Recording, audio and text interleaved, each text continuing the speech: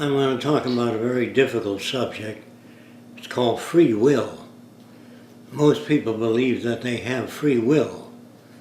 A strange thing about it, in the mechanical world, when they say the machine turned off, machines don't turn off. Either there's a short or something wrong with the circuit. And even automobile mechanics look for the factors that change the behavior of the automobile. Either the tires are not equally inflated, they look for that. If your car veers to the right or left, sometimes the tire pressure isn't even in your car. Sometimes a lawnmower doesn't cut the grass, the blades aren't sharp enough, or the RPM is not great enough, the rotational speed. So they always look for events that are responsible for the behavior of all mechanical systems. In fact, if you made a blade of a fan and had no pitch, it would turn, but it wouldn't blow wind. So it's the pitch that blows the wind.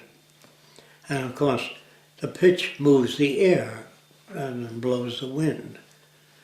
So we all look for, even a wind turbine is turned by the pitch, but wind has to act on it to do that. Now moisture rises off the earth. We say the moisture is rising. Actually the sun evaporates it. The sun lifts these little drops by heating them, and they move up and back rapidly, and they rise. They rise. Actually, they are caused to rise by the sun acting on the drops of water. We equate everything in nature. We never see, well, some of us do, we say the tree fell over.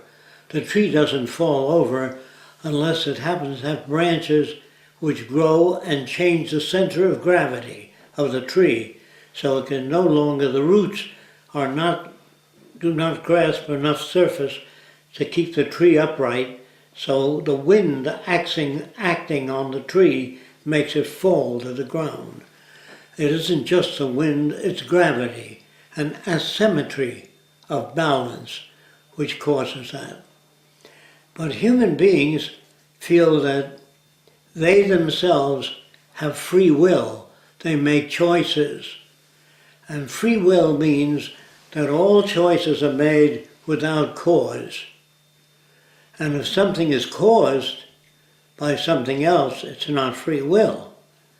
In other words, hunger, when you get hungry, the organism has used up a lot of energy, and so you have different feelings. You have thirst, you have hunger. It's thirst, and it tends to make you want a glass of water. If you never had the feeling of thirst, you'd dry up, you would die. If you didn't have a sensor, if a fly landed on you, if you didn't feel the itch, it would sting you continuously. So would it be. But the fact that you have sensory things, meaning responding mechanisms, you whack the fly.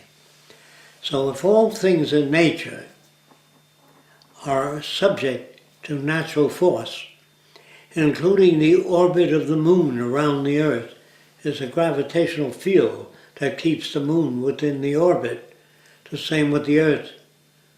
The same with the earth rotation is done by physical force, something in nature that does that.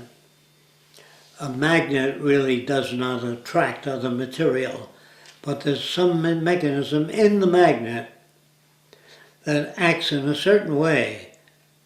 In other words, they found out years ago that if you suspend the ball with a string near a precipice, it moves toward the precipice. Mass seems to attract mass, certain kinds of mass. So if you suspend a ball near a cliff, it moves a little bit toward the cliff. Now, what that mechanism is, I can go into theories about that, but I don't want to do that now, because it wouldn't serve any useful purpose. If an airplane is about to take off and there's a sudden gust of wind, it'll take off faster. And if it's about to come in for landing and the wind moves at the speed the airplane is going, it'll drop to the ground. It needs wind coming at it to sustain it. Also, man does not see with his eyes. He needs light.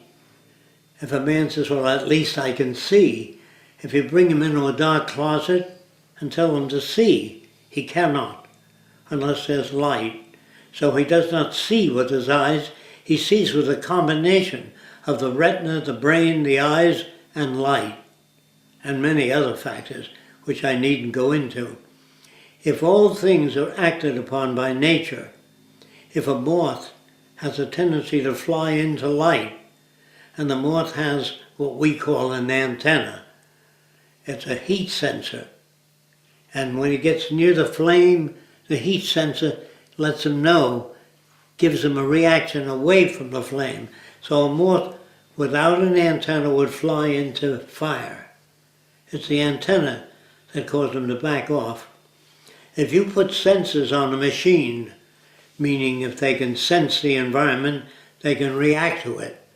Without sensors, a blind man needs a cane to see if there's objects in front of him, because he doesn't have visual senses. They say he tripped over the object. You know, he had no senses to tell him there was an object on the floor that he could not sense. So if a doctor knows that you have damaged senses, they recommend eyeglasses or eye surgery or retinal damage replacement or hearing aids. If you lose your hearing, you can't hear a Mack truck coming down the street. You have to step in front. If you can hear, at least you got another sensor that tells you there's a vehicle coming. So people that are deaf have a higher chance of being hit by a car. Not because they're deaf, because they can't sense a car coming down the street. So when we talk, they used to in the old days say we have 6 senses, like we had 6. We have an internal sense of how full you are. You have a pain sense of the depth of your body. You have an itch sense. You have a burn sense. You have many different senses, not 6. Whenever you can say we have 6 senses that I'm aware of, but you can't say we have 6 senses. You have a sense of fullness sometimes, a sense of fatigue, which they don't talk about. So don't try to numerically, unless you do a study of everything you react to, and you say, this is a list of everything that I find that man can react to. Some people, very few, can sense magnetic fields. Some birds can't. If you put a magnet, connect a magnet to their head, they lose sense of direction. The same with fish. So fish have senses we don't have. I'm not talking about good, bad, or right or wrong. I'm just talking about what you react with. So if a light gets continuously brighter and brighter, your eyelids will come down. And if it gets so bright, you'll put your hand in front to diminish the light. They say, I put my hand there to diminish the light. Even if they couldn't speak, they'd do that. You know what I mean? They don't have to be able to speak. So people think that they choose things. The proof that they don't choose things is many, but I'll give some. If you're brought up in a tribe that looks very different than we do, you fall in love with that configuration. That's why when I say there's no such thing as beauty, it's a conditioned thing. You're conditioned to like girls that are blonde or redhead, depending on the movies, the books, the people you've known. So we don't always know what it is that makes us appear to choose. But if you met a person with yellow spots on their face, and they always beat you up every time you met a person with yellow spots, the next time you saw a person with yellow spots, you'd cross the street. And they said, well, I'm avoiding the person with yellow spots. No, that's called a conditioned reflex. You're conditioned to react to yellow spots. It doesn't mean that everybody with yellow spots will beat you up. We project, and maybe some of that projection is useful for survival. So if you eat a certain type of grass and you get a bellyache, the next time you see that pattern, you tell somebody else, don't eat that. Because all your decision making is based upon experience. So if you touch a lot of poison oak and you get blisters on your hand and you don't know what it is that you touch, you better make a record in the future of touching things and then looking at your hand. And then later when you get a reaction, your decision making system is affected by the rash you get. So if you meet a redhead and she's very temperamental, and you meet a second redhead and she's very temperamental, you might tell your friends, stay away from redheads. They're temperamental. No, that's your reaction to particular redheads. So if you meet a gay person and they reach for you, you put your hand there, what the hell's the matter with that person? They've been conditioned differently than you have. It isn't that they're bad, nobody is bad. So that's why society does not believe in free will. They say, don't steal. When the kid steals, you slap his hand if you catch him stealing. If you don't catch him, he can get away with it. So you tell kids, you give them a sense of morality, a sense of behavior by spanking or pulling a dog. All dogs will try to do whatever they want to do. So you connect a leash to him. When he tries to do his own thing, you pull him away. So he always has to obey you. But if you let a dog alone, he'll take over. A dog will always try to get you to do things to satisfy it, unless you dominate the dog.